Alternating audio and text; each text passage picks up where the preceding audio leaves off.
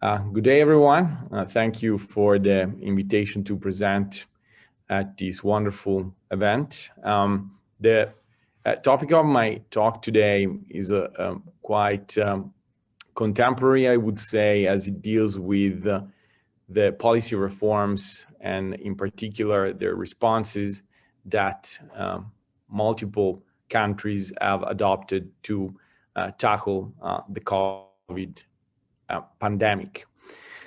And you can obviously guess that there are a number of important dimensions that matter in this debate that both are relevant in terms of potential lessons that we can learn and also in terms of rethinking our approach to healthcare and health going forward.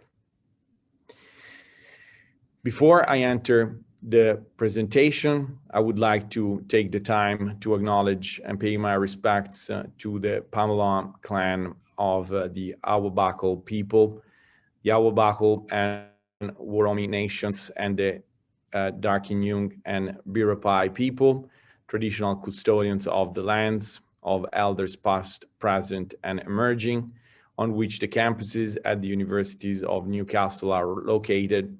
I also acknowledge the traditional custodians of the various lands on which you all work today and any Aboriginal and Torres Strait Islander people participating in this webinar. My name is Francesco Paolucci. I'm a professor of health economics and policy here at the University of Newcastle. I also have an appointment at the University of Bologna in Italy, and I coordinate the Value in Health Economics and Policy Group, which is an international network that looks, among many other things, at the technology and policy responses to COVID-19. Fundamentally, today we'll talk about COVID and its significant impact on our society, and we'll try to think informing it with our research about the necessity and proportionality of the measures adopted so far, not only in Australia, but with a global perspective, and also inform you about the developments in this area, in particular related to our recently published special issue in the journal called Health Policy and Technology, published by Elsevier, which has just seen the light after several months of work, covering over 28 countries and their responses to COVID, with the participation of over 80 academics and more than 40 organizations here and in Europe, the US, and also the developing world. First of all, we have to recognize that COVID-19 pandemic and pandemics in general are not necessarily something new to us. And that doesn't necessarily mean that we have consistently learned from previous ones. Of course, all of the pandemics are different from one another. And we have also very recent memory of some of them, like H1N1, influenza A in 2001, which was clearly very impactful, but not something like we are experiencing today, both in terms of contagion of the virus and also in terms of the response of governments and, for that matter, also industry and organizations to try and contain the impact of the virus. Today, we have over 40 million people infected and still counting, obviously, in places where we believed that we were dealing with it quite well, like Europe. We discovered soon that over the summer break, the virus started to be, again, very present, and now numbers are looking like pretty much what was the picture in March and April, like in the UK, Spain, France, and even in recent days, also Italy, which was the first Western country affected after the few example in South Asia or Asia, including China, Singapore, and South Korea. The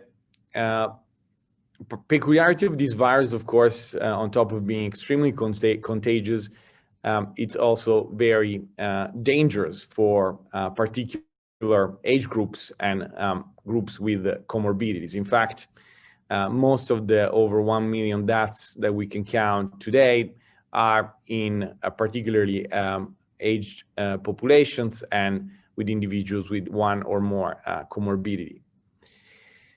Clearly, our response to this virus has been, in many ways, I would say, and especially in the beginning for nations that weren't so experienced, at least in the last decades, quite sporadic and sort of response as to a surprise.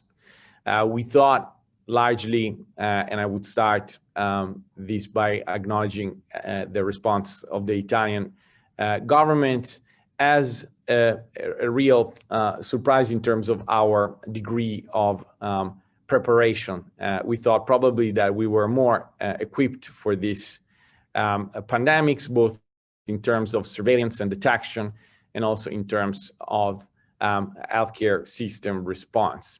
You all have seen the images. You can only partly explain that by the surprise effect. Clearly, before it arrived in Italy and Europe, in China, South Korea, Singapore, and other countries, the responses, because of recent experiences in dealing with similar pandemics, have been quite impactful and effective indeed, in terms of containment and in terms also of compliance of the general population to quite stringent and limiting restrictions to individual freedoms, and also in terms of the ability of socializing and of performing daily activities, including going to work, etc.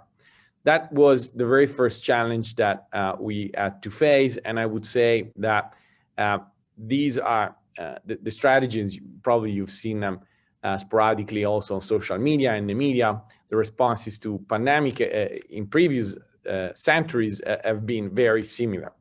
In fact, most governments in even previous centuries have always responded trying to limit as much as possible the community transmission of these diseases. The success or failure is very hard to prove when it comes to a pandemic, and it's very early days to come to any conclusion. What we can certainly acknowledge is that the response to COVID-19 has had a huge variation across countries, despite the long history in dealing with pandemics by humanity. And despite the success in dealing with recent ones, particularly relevant for Southeast Asian countries.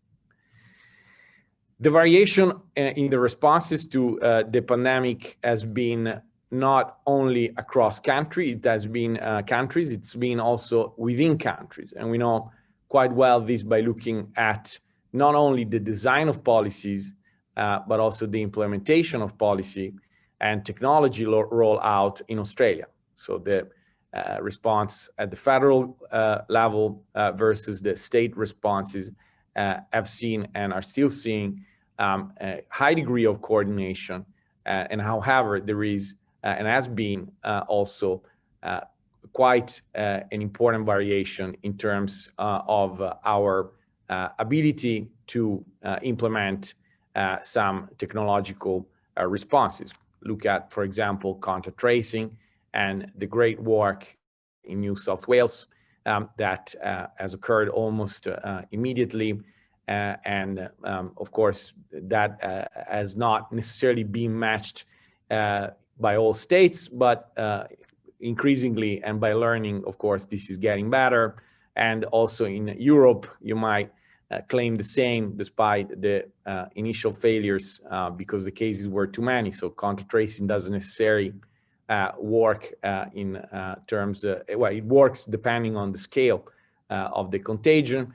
Obviously, all these months that have passed have shown that the implementation and adaptation of contact tracing in European countries, which we thought we could handle better, is still becoming problematic, and it's getting out of hand quite quickly. So huge variation in the response to respond also to what's happening on a day-to-day basis, and to respond in a way in which we can adapt the actual policy and technology responses to basically see whether their effectiveness is sufficiently positive or not.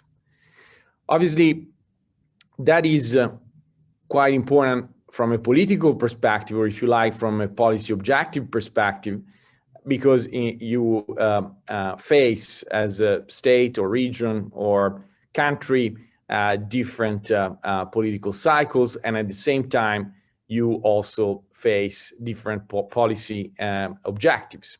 And some countries have been more explicit than others in manifesting whether actually the objective was eradication or mitigation or simple containment.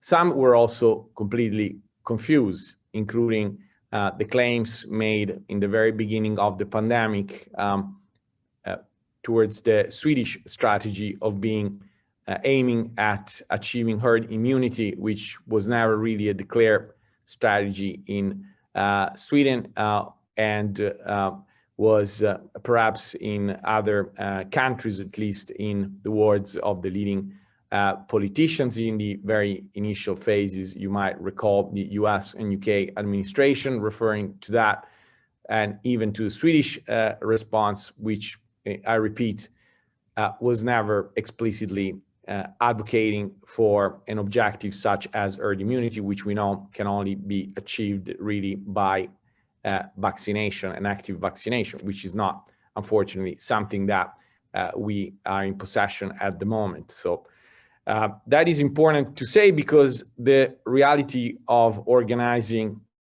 your country or regional or state policy and technology responses needs to be aligned and harmonized with the actual objectives that we want to achieve. And only in that measure we can establish whether the measures have in fact been necessary and proportionate.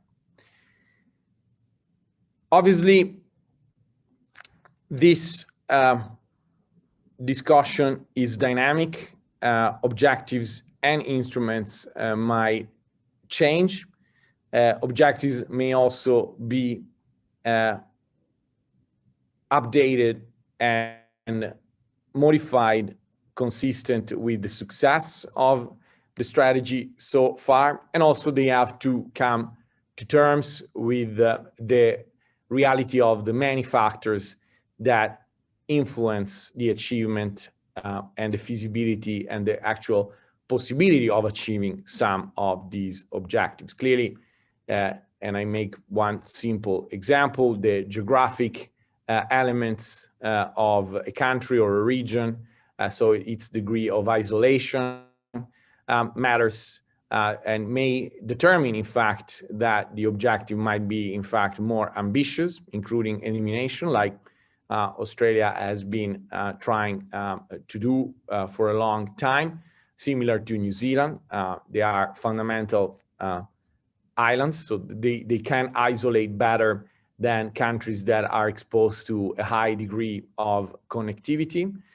The second is clearly population density, making it harder for highly dense population. We have clear examples also here to manage and fundamentally introduce measures to achieve objectives such as elimination. Also because we have to keep in mind that these measures are not necessarily sustainable in the long term, and for people to be compliant over a long period of time, we need also to accompany them with very punitive penalties, like in fact it has occurred even in the early months of this pandemic in Europe, with the institution of, for example, pandemic crimes with even jail time and high fines.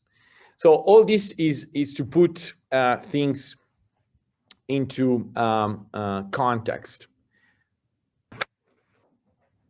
So let's now try to enter more into the details of what this exercise of mapping, monitoring, and evaluating the government response, both in terms of policy and technology intervention,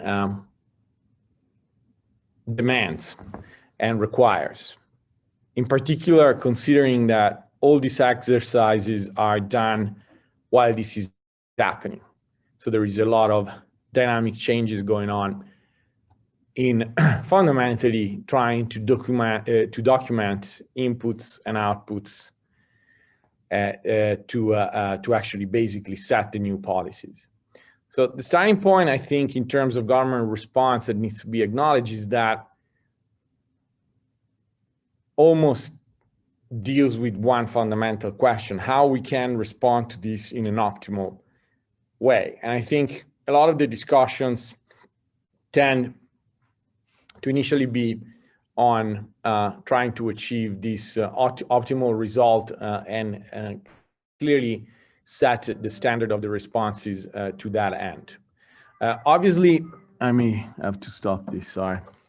Maybe I have to restart this. Is that all right? Maybe I put this somewhere else. Forgot about this. Why does it go off? You want to keep them, maybe? So if just ignore them if they ring, but so that it's all right. So I start again this part. All right. Yep. So let's now try and enter more in detail the relevant issues related to documenting the global response to COVID, both in terms of policy and technology interventions to try and contain the pandemic.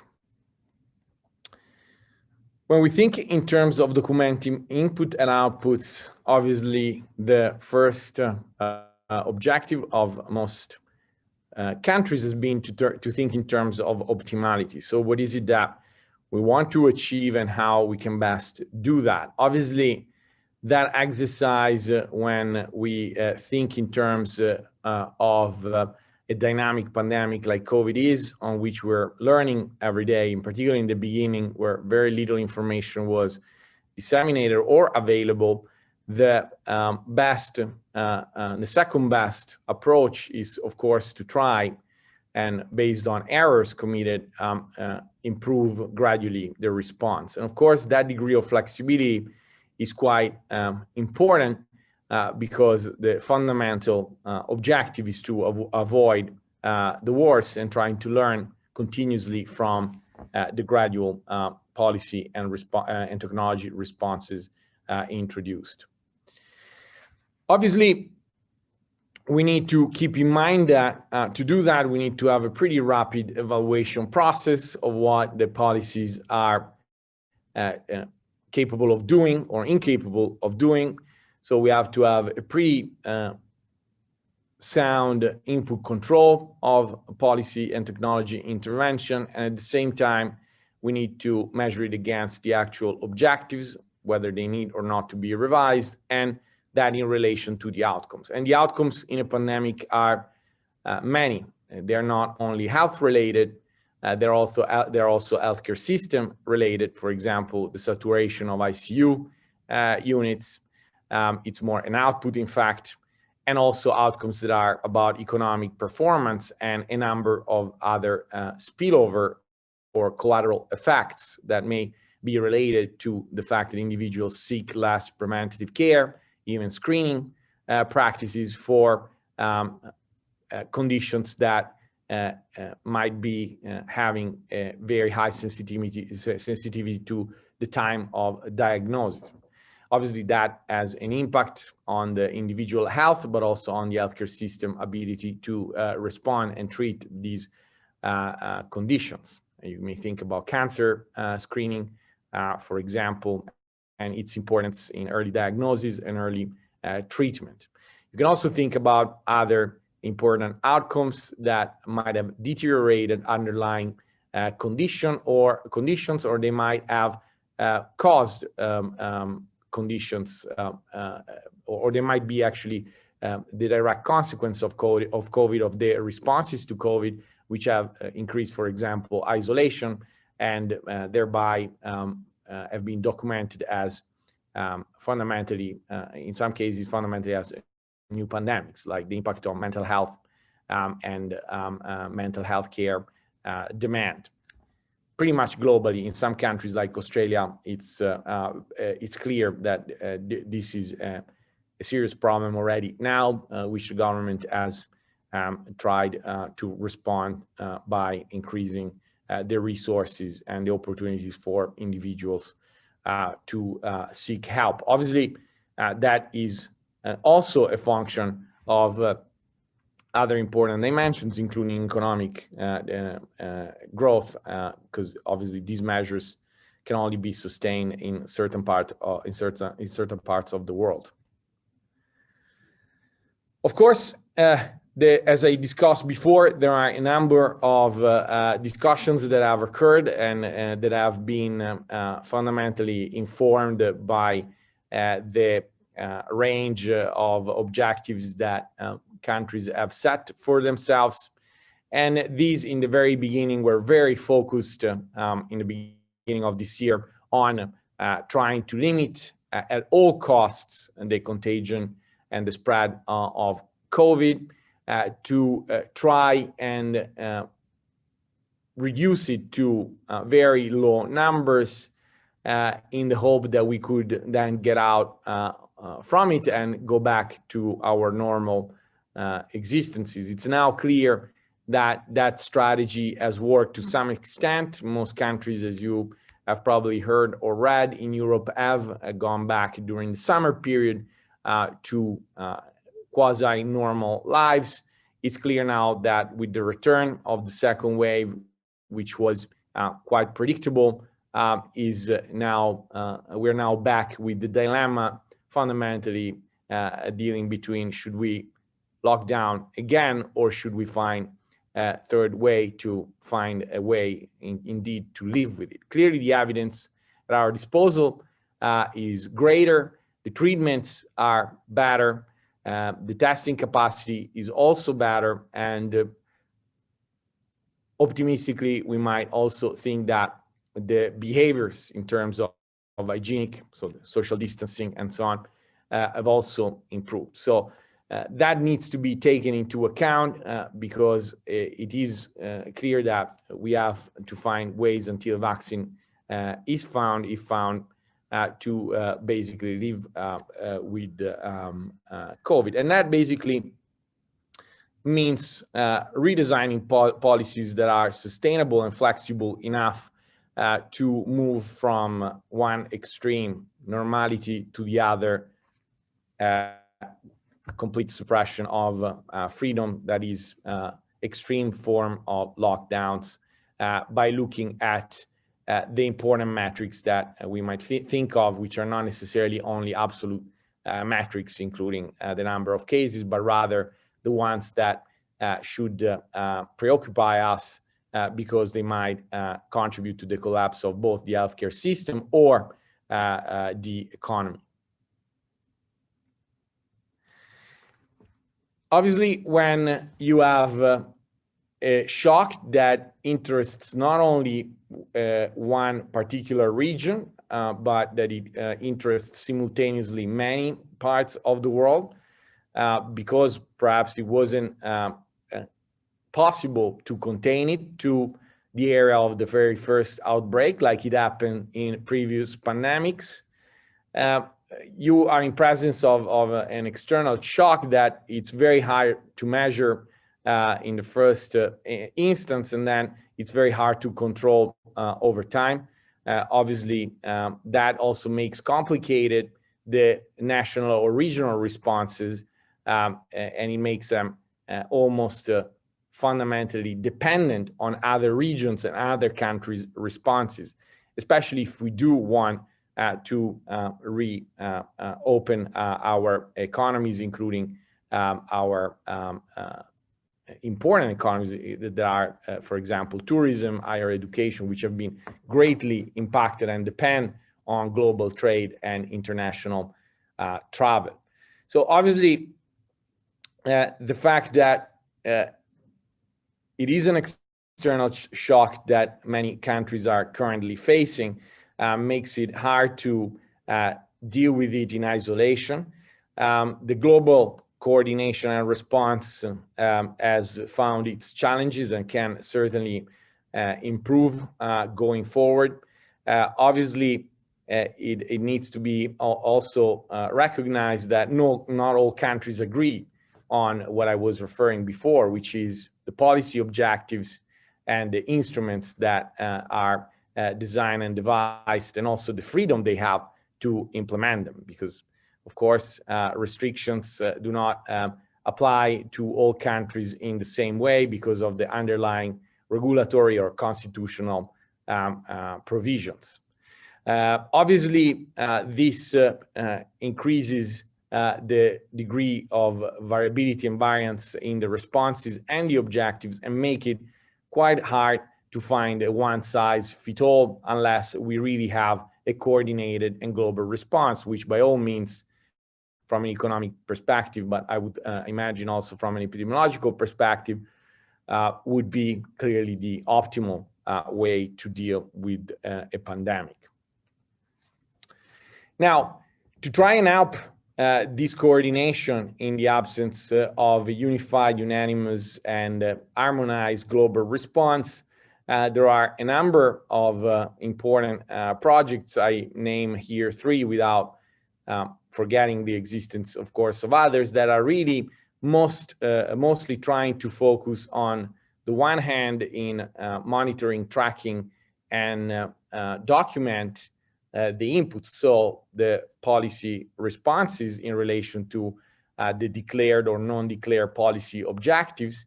And of course, they try to evaluate the impact of these on important outcomes or outputs, like I said before, healthcare system capability and capacity to deal not only with COVID-related issues, but also chronicity, such as mental health or elective care and so on. These three projects that are basically tracking and recording government responses, both in terms of implementation of policies and technologies to COVID-19, are the work performed by the OECD and the work performed by the Oxford Blavatnik School of Government, and finally the work at the Value and Health Economics and Policy Group, coordinated here at the University of Newcastle, is trying to contribute to that, to this group of work or body of work, trying to create fundamentally a comparative framework to standardize and categorize policy and technology interventions, to basically have a clear foundation to then be able to measure the impact on a number of different outcomes. So the main aspects of these three projects, of course, are very related, and I would say that we look at them one by one, but in a nutshell, the OECD work really tries to look at the macro impact of the measures adopted to control this pandemic in a broad set of countries. The Oxford Blavatnik School of Government work has greatly constructed an index, stringency index, to see the connection between the measures, policy measures adopted and their degree of restrictiveness or stringency, and see how they impacted a number of outcomes, both health-related and economic-related. And finally, the work by VIP here at UN has focused on also on the technology impact, and clearly it has tried to develop a dominance gradient to establish the frequency and intensity of policy and technology intervention on a global scale. So as you can see here, for example, from the OECD health response, an important table, or two tables in fact. The first one highlighting the aspects that a number of countries, including Australia, China, Korea, the United Kingdom, and the US, in terms of the actual ability for them to invest in vaccines, to invest in telemedicine, but also to optimize the hospital response, to rely to greater PPPs, and also to find resources to increase the funding to the healthcare system. Of course, you can see from this first table that there is quite a bit of variation between the countries considered. If you connect it to the second table that look at the economic performance over 3 years, you clearly notice that the more the capacity of countries to invest in both an economic support response, a healthcare system response, at the same time, the more likely it is to have, I would say, a negative impact on our growth capability, at least in the very short term. Obviously, this picture changes when we look at that effort in perspective and look at the projections for next year. Of course, the measures years need to be seen both in terms of absolute growth and relative growth compared to previous years.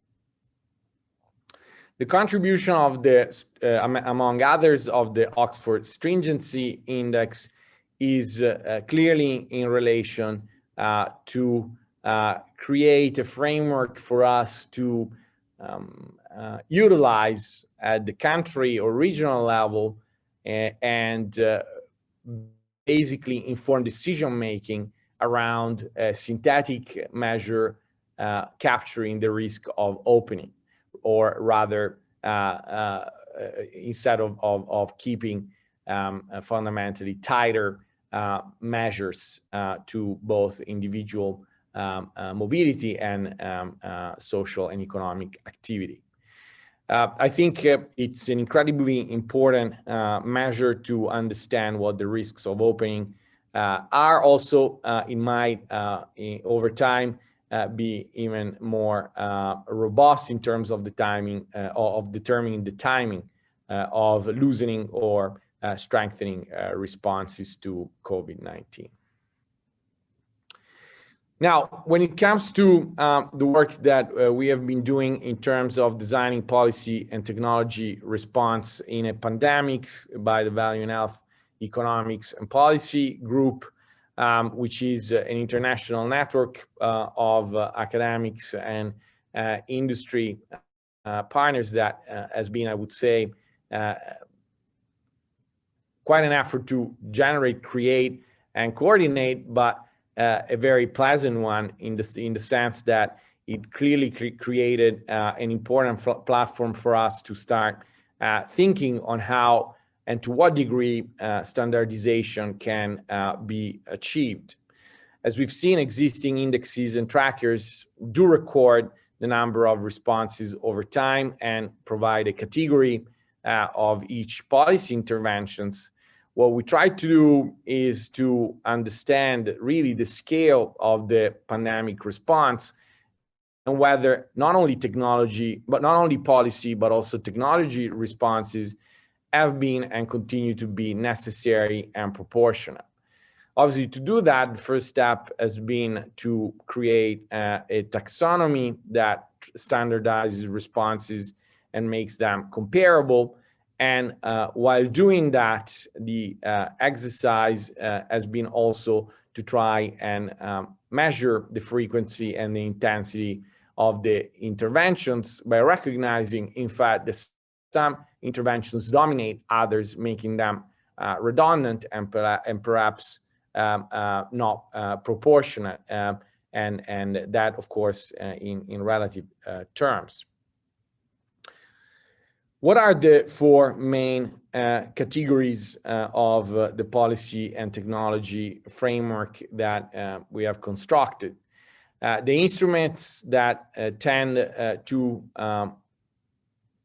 be recognized as policy interventions and technology, well, policy interventions, that's the first one, to contain the spread of the virus. These, of course, are regulatory tools that really are designed to contain, mitigate, or eliminate by imposing a change in behavior. The second one is instruments, policy instruments to reduce the impact of the pandemic and of containment measures in particular. The third one is policy intervention for actually prevention and care. And these are specifically referred to the healthcare system responses and to the resourcing, in fact, ability to treat active cases. And finally, the health technology interventions, which are not uncommon when an external shock occurs, but still we have to understand their effectiveness and their cost effectiveness and their ability to contribute to the containment measures. And basically, they can be subdivided in testing, tracing, and also treating practices. If we think about, for example, technologies related to pharmaceutical developments and guidelines developments to treat COVID over time. This is a graphical or diagram that summarizes, in essence, the framework that we have developed. The policy interventions are here on the left side of the screen. So they all have different objectives: containing interventions, containment of the contagion and the spread of COVID, economic interventions to respond to alleviate the economic impact of COVID, prevention and care measures to really address the response from a healthcare system perspective to COVID, and finally the health technology responses. And as you can see, they are subdivided, and obviously there is I would say a gradient that needs to be adjusted on whether cases are escalating versus a de-escalation of COVID. That has meant that there is a progressive strengthening in terms both of the frequency of the measures adopted and also the intensity and severity of their inclusion. Now, let's look at how this looks in terms of applications to some country. The first one that we consider is Italy. That was the first hit in the, let's say, Western world. And as you might remember, in the very early days, the cases spiraled up very rapidly, as you can see from panel A. And the response in terms of policy instruments to contain have been very rapidly escalating. You can see how steep the intensity and frequency of policy adoption in that red line has occurred in the very first months of the pandemic. So, and actually the very first weeks between February and March. They continued to increase even at the early first time signs of decrease, and this links quite well with what we discussed before in terms of the initial objective in Italy, which was perceived at that time as an elimination strategy. But that is something that was never declared. In fact, there was quite a lot of political debate and conflict in terms of what that strategy would be. And the reality is that the real measure of the severity and frequency of those draconian measures, as some like to call them, was very much related to the confirmation rates and the saturation index in an area that it's incredibly small in Australian terms. Between Milan, Bologna, and Venice, that is a very limited area in terms of square kilometers, square meters. So the stringency or containment measures continued for quite a long time, and only really in July they started to be de-escalated to what we call level 1. So pretty much measures that deal with maintaining hygienic standards, social distancing, and dynamic forms of lockdowns in case of outbreaks. And this was quite well managed and manageable, of course, also because of the ability of people to be more outdoor, and it has functioned quite well, that level of containment up to October. That is basically the last few weeks where we've seen confirmation rates going up. What's different between now and the early stages of COVID in Italy, it's clearly related to case fatality rates, which are now much lower.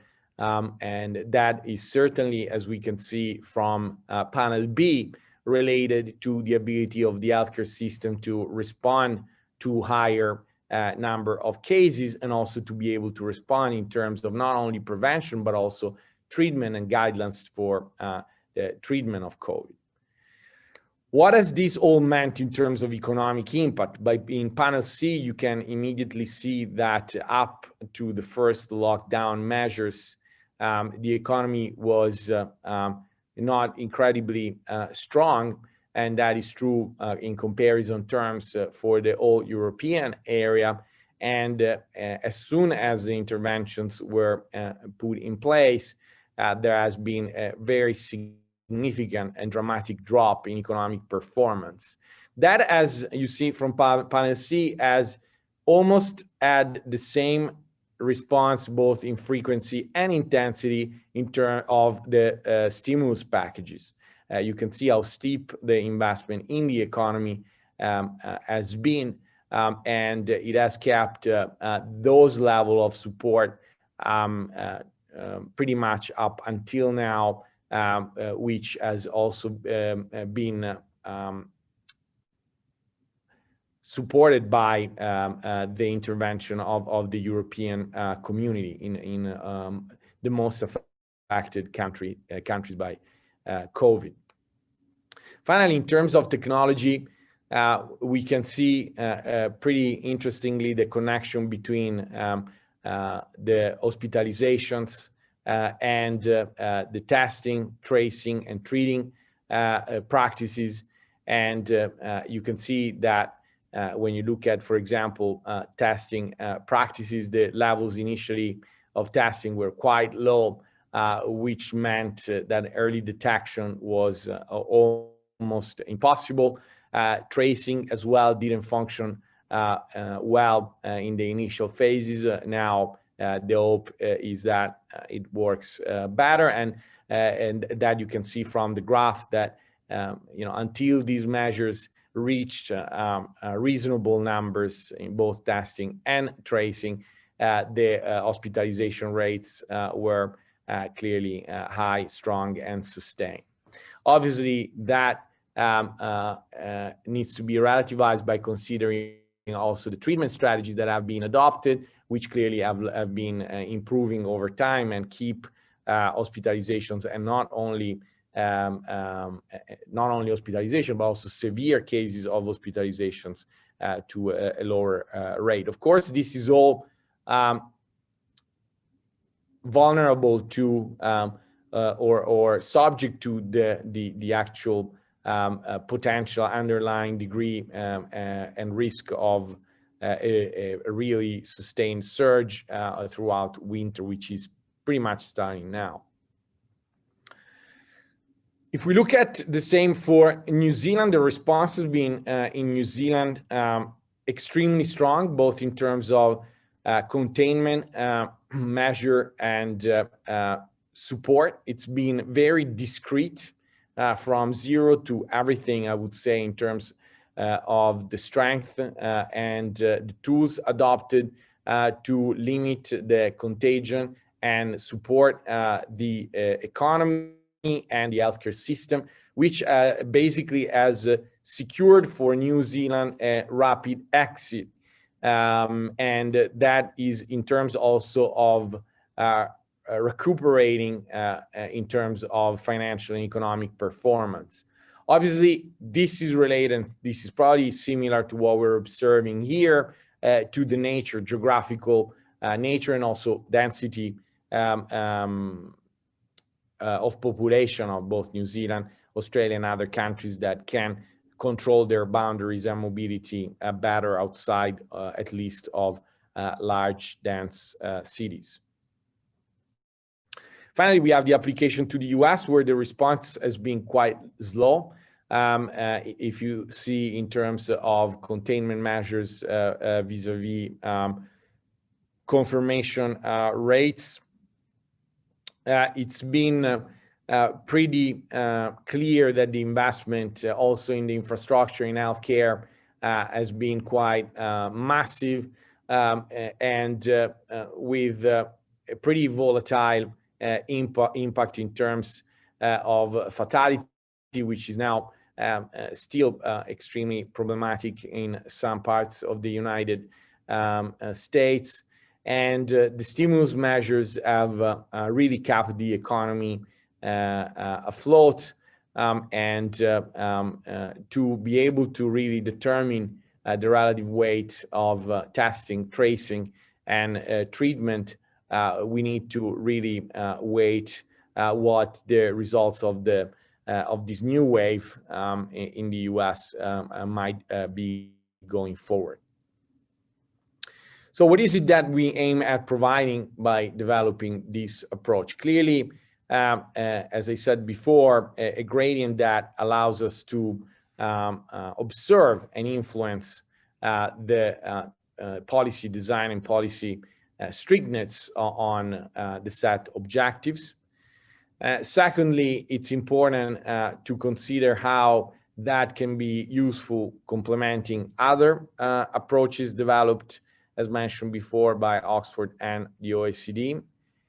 And finally, to be able to provide a better information base on what measures have been adopted vis-a-vis the policy objectives, and try to have a rational conversation about the necessity and proportionality, as the more we are involved with COVID, the more the general public will likely be interested in knowing at what what works and what doesn't, in terms also of being able to comply with some measures that in some parts of the world have created unrest, if not a real strong public response. As you might have seen in France or Italy, the prolonged lockdowns have really turned into pretty manifested and in some cases violent public responses. Finally, also for prediction purposes, it's quite important to organize the data collection according to the framework that we have and the gradient, to really see at what point we can actually escalate or de-escalate based on the metrics that we look at and consider in relation to COVID. Now, to conclude this presentation, I'd like to point you to our work published in the journal Health Policy and Technology as a special issue, now available online. In violet in this graph, you can see the countries that we do cover. We intend to continue this work with our collaborators, over 80 researchers from government, universities, and industries from 50 different institutions around the world. We also hope to have contact with the countries in gray that have not been part of this. Some of them, including, for example, India and countries in the Middle East, are now reaching out, and we hope to publish their work very soon. Of course, this is peer-reviewed, so it may take a bit of time for the reviewers to comment and respond.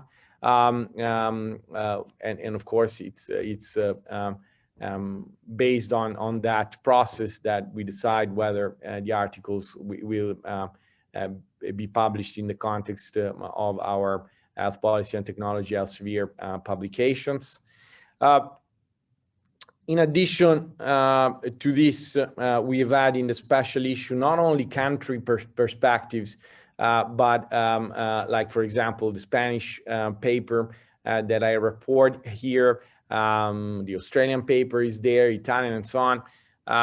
But we also had comparative papers, like the one that deals with Latin America and their response to COVID and the additional issues that emerge in developing countries that have to do with the high degree of inequality, both in terms of risk factors, but most importantly in terms of income inequality, which make it any stringent measure very difficult to sustain and to be complied to by the general population, who needs really to find resources to survive on a daily basis. And we're talking about the majority of these populations in these countries that we covered: Brazil, Chile, Colombia, Ecuador, and Peru, that classify as indigent or below the poverty line.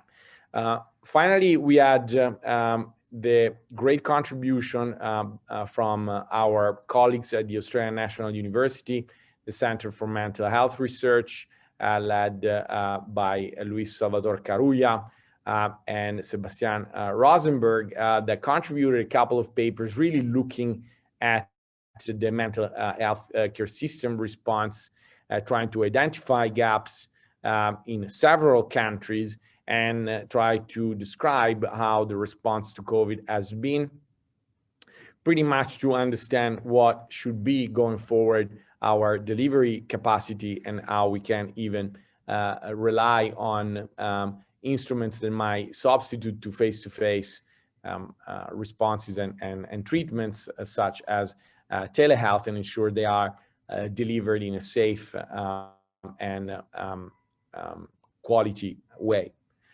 Finally, a very important contribution from the head of School of Law here at the Newcastle and University of Newcastle, Professor Tanya Surdin, in collaboration with Lee and Donna, also from the law school. They have analyzed the impact of COVID on the judicial system worldwide.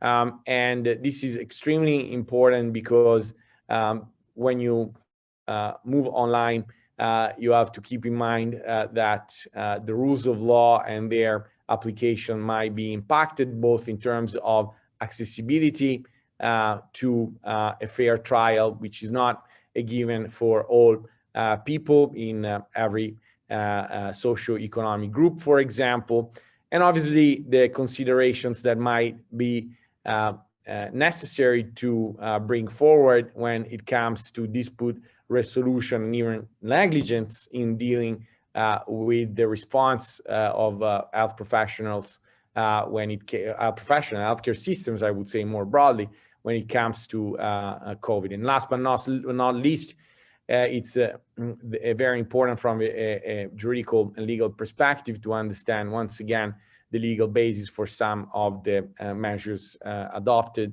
to respond to COVID. Obviously, there are a number of other papers that deal with individual or multiple countries, and the contribution also from Professor Andrea Galeotti and others from the London Business School, who really look at optimal ways to test and respond from an economic perspective. I conclude my contribution here. Thank you very much. I include here a link for us to be connected going forward, newcastle.edu.eu/health economics. Please also contact us through our Value in Health Economics and Policy website, or simply via email, francesco.paolucci@newcastle.edu.au. Thank you.